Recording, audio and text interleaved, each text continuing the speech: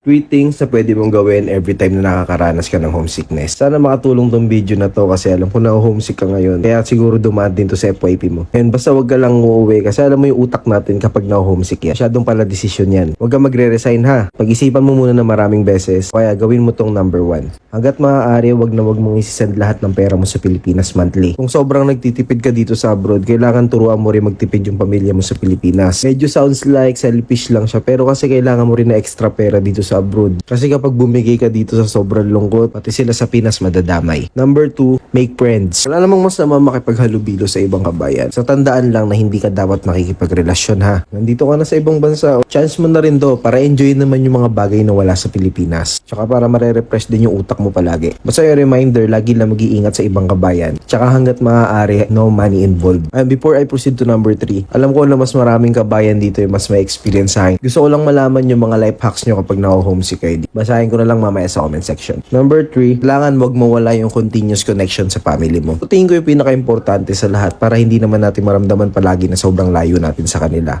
Kung kaya nga kahit video call sana araw-araw. Ayun, gusto ko lang sabihin sa mga tao sa Pilipinas na sobrang laking factor ng family support sa aming mga OFW. Kaya sana mabuksan yung mga isip natin na hindi kami exempted sa mga emotional breakdown. Nalulungkot din kami. Kaya sana aware din kayo sa mga nararamdaman namin para tumagal pa kami dito sa abroad.